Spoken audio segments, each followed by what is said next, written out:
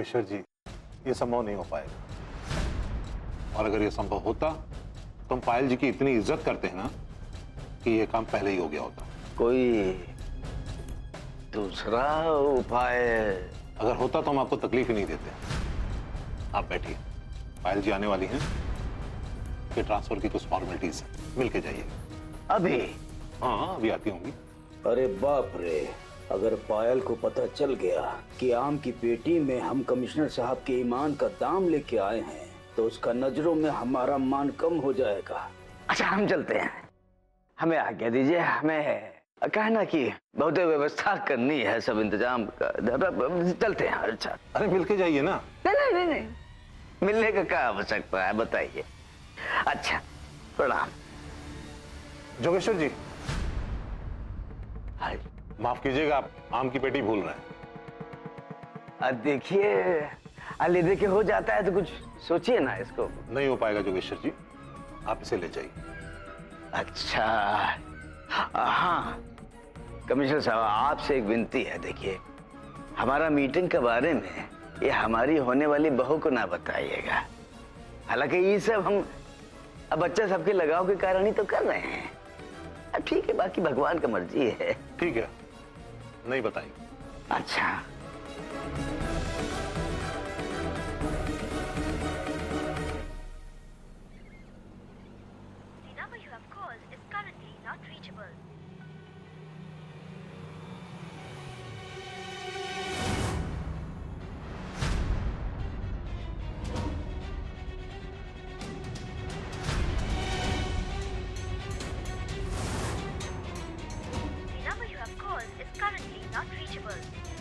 ये देव जी का phone not reachable क्यों है?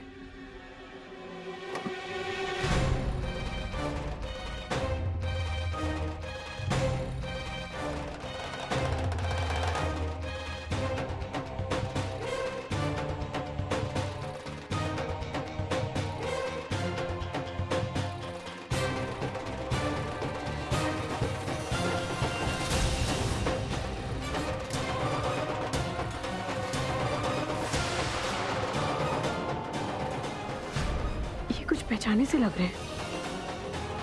सुनिए,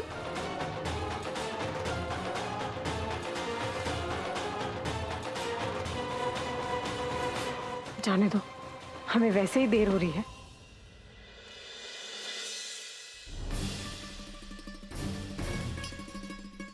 हे भगवान, बाल बाल बच गए। अच्छा,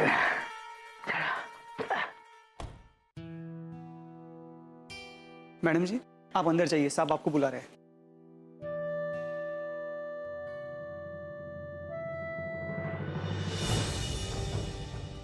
सब कुछ ठीक है ना? पैसा ऐसा सब दिख तो नहीं रहा है? वो सब तुम अच्छे से रखें। ये सब संभाल के रखा है ना? हाँ। किससे पूछे? हाँ, इससे पूछ रहे हैं। 1 मिनट। ए भैया, हमको जो है ना कमिश्नर बाबू से मिलना है। देखिए साहब, कमिश्नर साहब मीटिंग में हैं, जैसे ही फ्री होता है ना मैं आपको बुलाता हूँ। हाँ। आप लोग इंतजार कीजिए। हाँ, हम वहीं खड़े हैं। ठीक है। मामा जी, हम लोग जो ये कर रहे हैं ठीक कर रहे हैं? ये सब जो हम कर रहे हैं ना, देव और पायल की शादी के लिए कर रहे हैं। इससे दोनों परिवारों का जो है ना अब भला होने वाला है। खर्चा पानी या परेशानी जो है दोनों बच जाएगा। बस एगो दिक्कत है, हम दोनों जो है कमिश्नर बाबू के पास नहीं जा सकते हैं, किसी एक को जाना पड़ेगा। कहा है ना, रिश्वत का मामला है, दोनों को देख के कहीं वो भड़क ना जाए। एगो काम करो, अब तुम जो हो ना अंदर जाओ, हम बाहर खड़े रहते हैं। कुछ भी दिक्कत होगा ना, हम फटाक से अंदर आके उसका पैर पकड़ के माफी मांग लेंगे। और तुम जो हो ना सीधा सीधा पैसा मत दे देना, पहले अपना मजबूरी बताना, उसके बाद घुमा फिरा के जो है ना पैसा देना। समझ में आया? ठीक है, आओ।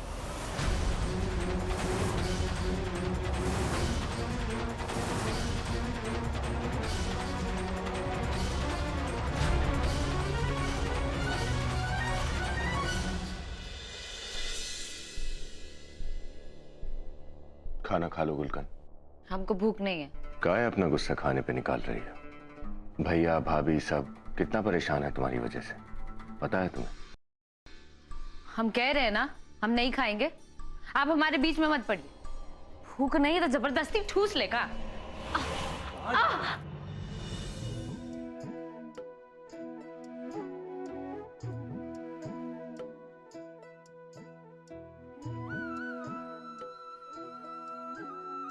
एक मिनट। रुको, तुम्हारे पैर में लगा है ना?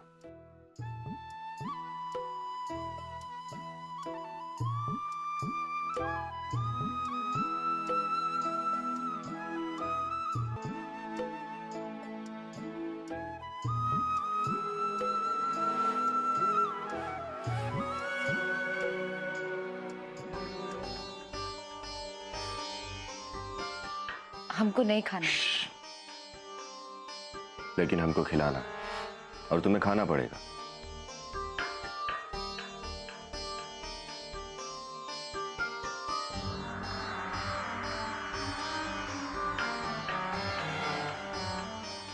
देखो गुलकंद, तुम ना बार बार हमारे माँ बाबू जी के यहाँ मत जाया करो। कहा है कि भैया भाभी को बहुत बुरा लगता है। देखो, हम दोनों के परिवार में ना दिया हुआ सामान वापस लेने का रिवाज नहीं है।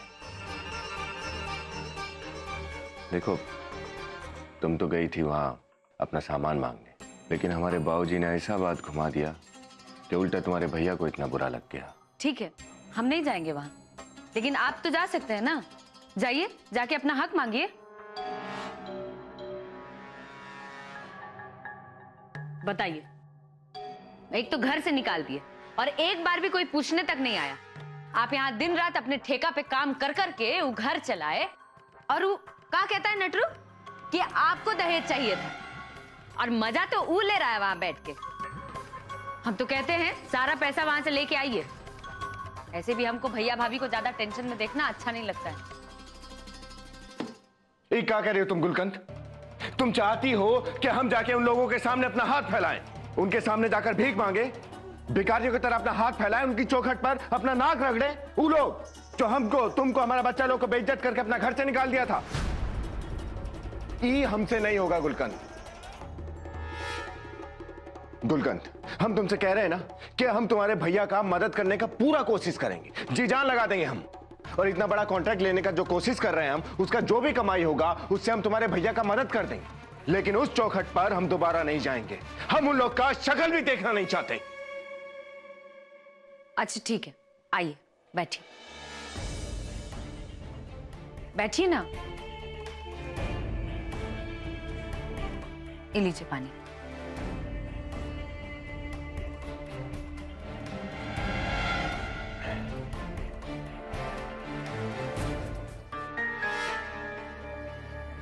आप टेंशन मत लीजिए, उन नटरू का तो काम ही है सबको टेंशन देते रहना।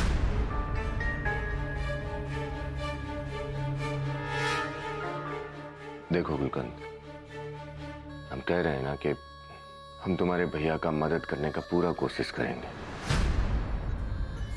अरे तुम्हारे भैया हमारे भी तो भैया हुए ना।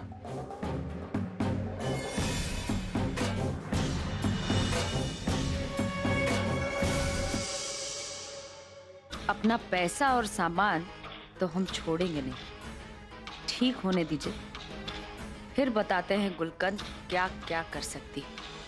अरे भूसा भरा है क्या तुम लोगों के दिमाग में है? वाह, क्या सोच है बताइए। ये दोनों कमिश्नर साहब को रिश्वत देने गए थे, वो भी उस कमिश्नर को जो पायल की बेहद इज्जत करते हैं और उसके बॉस हैं। अरे तुम लोगों ने एक बार भी नहीं सोचा कि पायल के बारे में क्या सोचेंगे वो लोग, कि पायल का एक ऐसा नालायक भाई और मामा।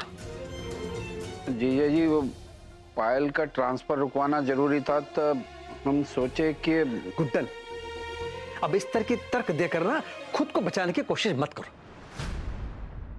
अब ये ठीक है कि शादी जरूरी है और हम लोग मुश्किल में फंसे हैं, ठीक है, लेकिन तुम लोग जो करने गए थे ना वो बिल्कुल गलत है और सही नहीं है। बस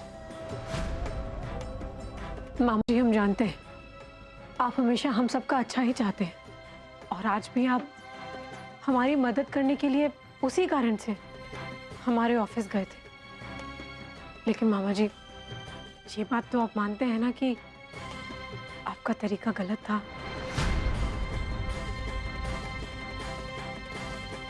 अरे भलाई के चक्कर में बखेड़ा खड़ा हो जाता, लेकिन इन लोगों को कौन समझाए। आप शांत हो जाइए, कुछ हुआ तो नहीं ना? पायल ने इनको सही समय पे रोक लिया था। इंदु जी, इस तरह बात बात पर इन लोगों को बचाना बंद कर दीजिए, वरना एक दिन मुसीबत का पहाड़ खड़ा कर देंगे हमारे सर पर ये लोग, हम बता रहे हैं।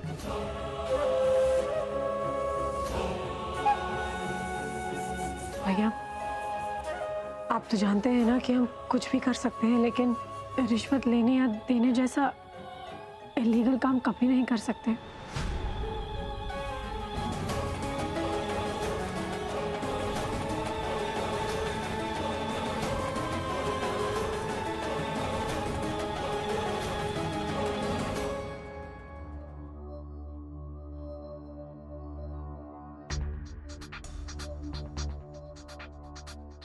अरे कहाँ जा रहे हो इतनी तेजी में? वो अभी बिना बताए समझे? देखिए, हमें सेक्रेटरी साहब से मिलना है, बहुत जरूरी है। अच्छा, तो किसको जरूरी नहीं होता है? अरे सब ऐसे ही कहते हैं। जाइए, अभी सेक्रेटरी साहब मीटिंग में बिजी हैं, चलिए बाद में आइए, चलिए। भाई सुनो, थोड़ी देर में संजीव ठाकुर जी आएंगे साहब से मिलने, उनको अंदर भेजना। सर, हमें भी सेक्रेटरी साहब से मिलना है। बिना अपॉइंटमेंट के वो किसी से नहीं मिलते, अभी टाइम नहीं है उनके पास। जाइए, बाद में आएगा अपॉइंटमेंट लेके। सर, हम समझते हैं, लेकिन हमारा उनसे मिलना बहुत जरूरी है, नहीं तो हमारी। ये बिना जरूरी काम के यहाँ कोई नहीं आता, बोल दिया एक बार समझ नहीं आता। चलिए जाइए यहाँ से, हटाओ इनको यहाँ से। चलो चलो चलो।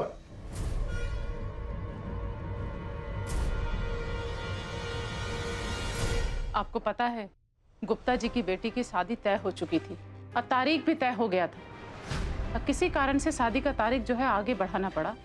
अब फिर से तारीख तय करने गए तो लड़के वाले शादी के लिए मना कर दिए। क्या बोल रही हो दीदी? गुड्डन, गुप्ता जी की पत्नी मिली थी हमको, वो ये सब बात बताई। अच्छा, अब बताओ, हमारे यहाँ भी शादी का दिन आगे बढ़ाने का बात हो रहा है। अरे हमको तो डर लग रहा है कि कहीं कुछ उल्टा सीधा ना हो जाए। अरे इंदु जी, आप भी क्या उल्टा सीधा बात लेके हमेशा परेशान रहती है? अगर सोचना ही है तो अच्छा सोचिए ना। अरे अच्छा ही तो सोच रहे हैं, लेकिन चिंता तो होगा ना। अगर ये शादी नहीं हुआ तो गजब हो जाएगा। अरे कितना सब पैसा खर्च हो गया इस इंतजाम में, अब फिर से शादी का इंतजाम करना होगा तो कहाँ से आएगा पैसा? पता नहीं देव जी कहाँ गए हैं।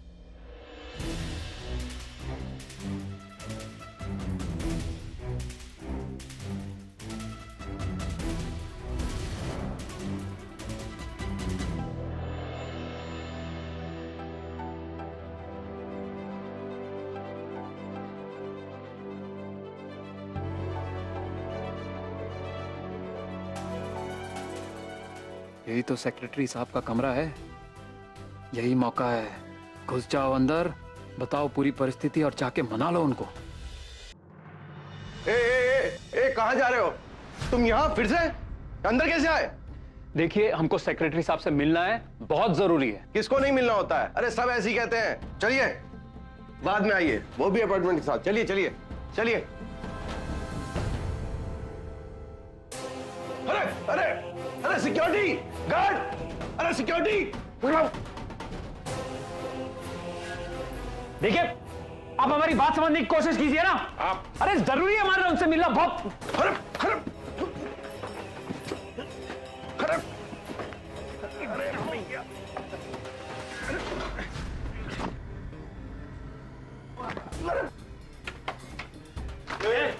क्या कर रहे हैं? हाँ, सेक्रेटरी ऑफिस में घुसने का अंजाम बताया, कानूनन जुर्म है ये, डलवा दे 2-4 साल के लिए अंदर। सर, हम इस सब से आपसे माफी चाहते हैं, लेकिन सेक्रेटरी साहब से आज हमारा मिलना बहुत जरूरी है। ये ऐसे नहीं मानेगा, इसे ऑफिस से उठाकर बाहर फेंको, और याद रखना ऑफिस में मुझे दोबारा नहीं दिखाई देना चाहिए। सर 2 मिनट के लिए जाओ यहाँ से। आप हमारी बात समझने की कोशिश कीजिए, हमारा मिलना बहुत जरूरी है। सर हम गलत आदमी नहीं है, सर हमारा मिलना बहुत जरूरी है, प्लीज समझने की कोशिश कीजिए। सिर्फ 2 मिनट सर। भाई साहब प्लीज।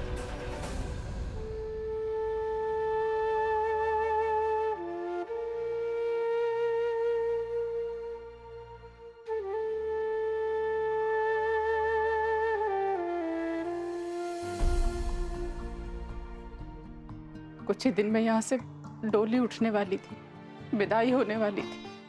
बेटी विदा होकर ससुराल जाने वाली थी। अब विदाई तो होगी, पर बेटी ससुराल नहीं जाएगी, विदा होकर ऑफिस जाएगी।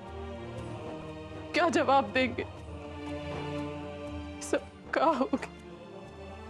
भगवान जी, अब आप ही कुछ कीजिए।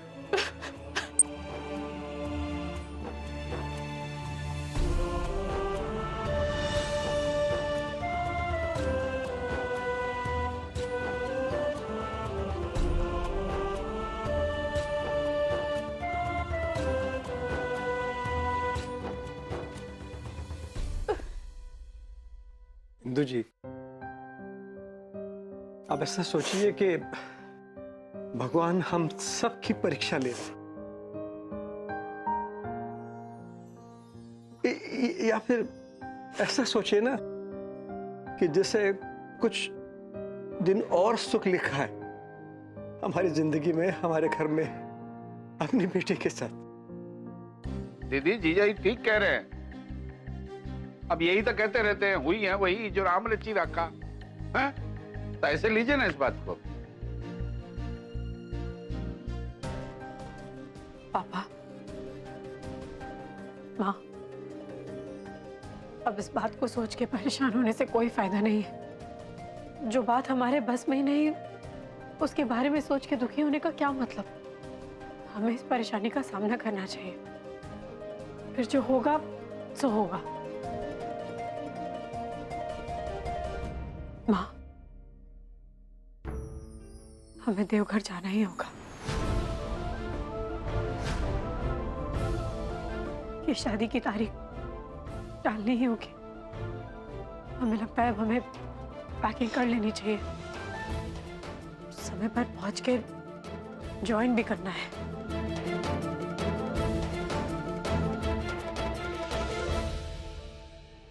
पायल जी, चलिए हम और नीलू मिलकर तैयारी कर लेते हैं। हाँ दीदी चलो। वैसे दीदी एक बार जीजू को फोन करके पूछ लो कि कुछ हुआ कि नहीं।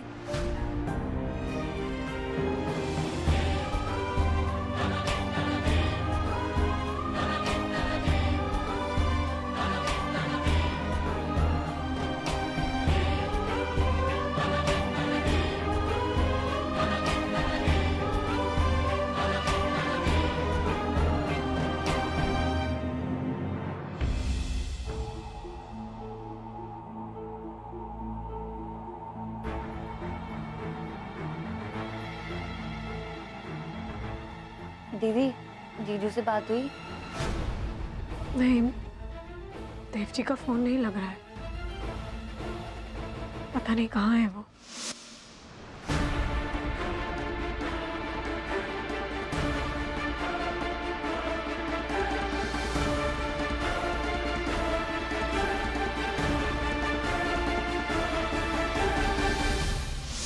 जिंदगी भी कब कौन सा मोड़ ले ले कुछ पता नहीं होता।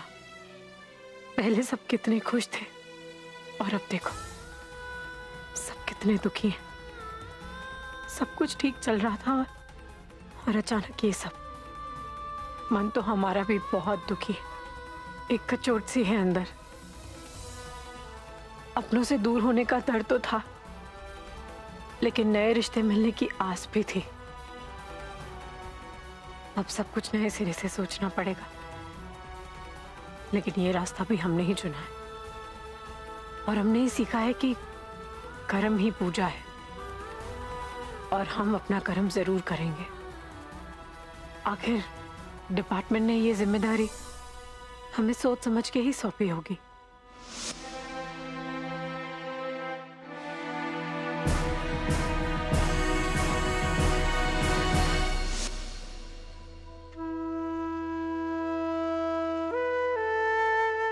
क्या हुआ पायल जी? हमने कभी सोचा नहीं था भाभी कि ऐसी परेशानी आएगी, लेकिन आ गई। अब या तो हम इस परेशानी के सामने हार मान लें या इस परिस्थिति से समझौता करके इसका डटकर सामना करें। हमारी दीदी हार मानने वालों में से नहीं है, और आप फिक्र क्यों कर रही हैं? दीदी अभी भी एक आशा है, और जीजू गए हैं ना, देखना वो जरूर कुछ ना कुछ करेंगे। बिना सेक्रेटरी साहब से मिले हम वापस नहीं लौट सकते, चाहे इसके लिए हमें यहाँ ऐसे ही कितनी देर भी क्यों ना रुकना पड़े। हमें हर हाल में उनसे मिलना ही होगा। देव जी हमारा ट्रांसफर रोकने के लिए गए हैं। वो शादी के लिए इतना कुछ करेंगे हमने कभी नहीं सोचा था। पर हम एक बात और जानते हैं, ये बहुत मुश्किल है। आसान नहीं है। हमने पायल जी से वादा किया है और हमें वो वादा पूरा करना है।